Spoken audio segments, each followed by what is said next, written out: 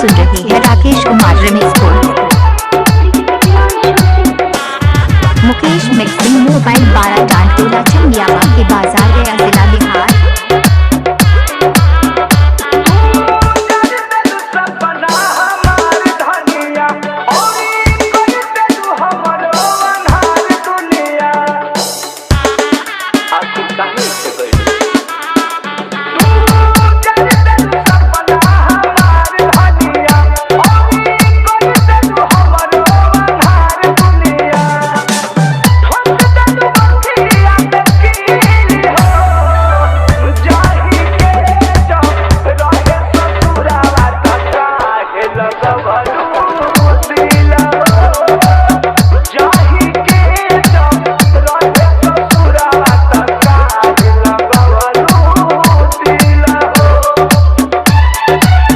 आप सुन रहे हैं राकेश कुमार रिमिक्स को। अभी आप सुन रहे हैं राकेश कुमार रिमिक्स को।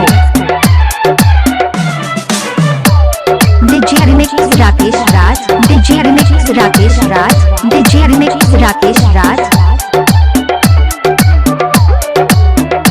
मुकेश कुमार 12 टांटोला चंदियावा के बाजार गया जिला बिहार।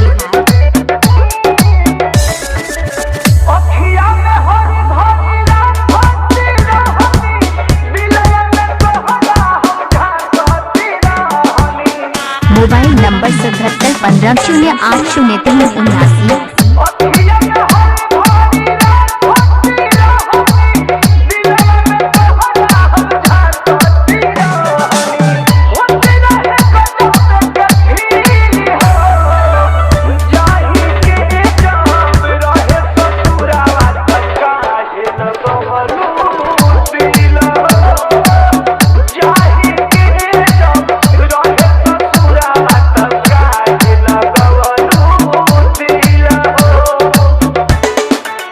अभी आप सुन रहे हैं राकेश कुमार रिमिक्स को। अभी आप सुन रहे हैं राकेश कुमार रिमिक्स को।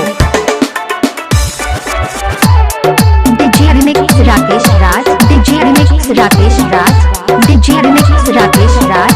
12 Tantola Chandiya, 12 Tantola Chandiya. Mobile number 7715080379।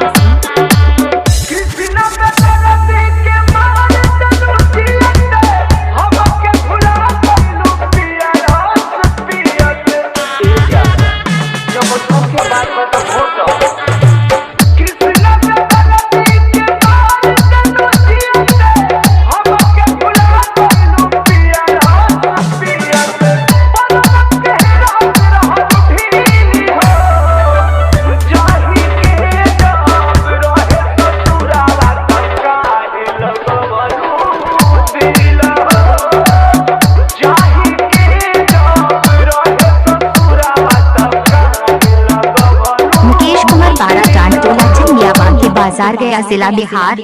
Mobile number 7715080379।